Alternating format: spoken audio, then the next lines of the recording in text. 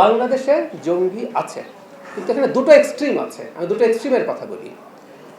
আগের সরকারের সময়, মানে আমি ইন্টারিম কথা বলছি না, তার আগের সরকারের সময় জঙ্গি সমস্যাকে যেই স্কেলে দেখানো হয়েছে, এটা তাদের ক্ষমতায় থাকার একটা ন্যারেটিভ হিসেবে তারা ব্যবহার করেছিলেন যে বাংলাদেশে জঙ্গি আছে, জঙ্গিরা সব দখল করবে, সুতরাং আমি নির্বাচন করলাম কিনা দেখার দরকার নেই, আমাকে ক্ষমতায় রাখো। That was A narrative. এটা এক্সিজারেটেড হয়েছিল ওই সরকারের সময়।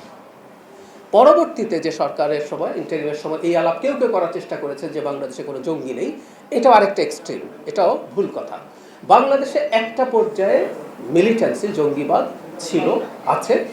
সেটাকে আমরা আসলে কমব্যাট করতে চাই। এবার এই সতর্কতার মানে হচ্ছে এটা খানিকটা ঝুঁকি তৈরি করেছে, কারণ 1.5 বছর ইন্টারিম সরকারের সময় আমরা খেয়াল করেছি এই প্রবণতার মানুষদের অনেক বেশি সংগঠিত হওয়া বা পাবলিকলি আসা বা ওপেনলি আসার প্রবণতা তৈরি হয়েছিল। সেটারই খানিকটা ইম্প্যাক্ট আমরা বলতে পারি। এই সরকার এগুলো কমব্যাট করবে। জনগণকে এটুকু বলতে চাই, এই ঝুঁকি এমন না যে এটার জন্য ভয় পেতে হবে। কারো কারো স্বপ্ন ছিল এখানে এক ধরনের বিশেষ শরিয়া ভিত্তিক রাষ্ট্র কায়েম করবেন, কিছু কিছু মানুষের এই ধরনের চিন্তা ছিল। শেষ পর্যন্ত সেটা না হয়ে যেহেতু বাংলাদেশ একটা উদার গণতান্ত্রিক পথে গেছে, সেটা কারো কারো ভালো নাও লাগতে পারে, মেবি। এটা আমি একটা অনুমান করছি বিশ্লেষক হিসেবে। জি হ্যাঁ, দেশের ভেতরে আছে এবং তাদেরকে পেট্রোনাইজ করার মতো মানুষ বাইরেও থাকতে পারে। তো আগের সরকারে কতটা কেউ ইনভলভ ছিল আপনি কনটেক্সচুয়ালি কিছু বলতে পারেন, কিন্তু এটা ফ্যাক্ট, এটাকে ছাড় দেওয়া হয়েছিল।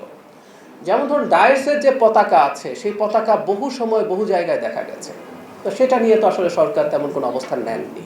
বা উগ্রতার অনেকগুলো সিগন্যাল ছিল, আমি নাটক করতে দেব না, এবং না সরকার মেনে নিল। মেয়েরা ফুটবল খেলবে না, সরকার মেনে নিল। এই ধরনের প্রবণতা তখন ছিল, এই ছাড়টা ছিল।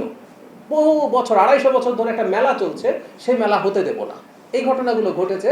সুতরাং আমরা স্পষ্টভাবেই দেখেছি ছাড় ছিল।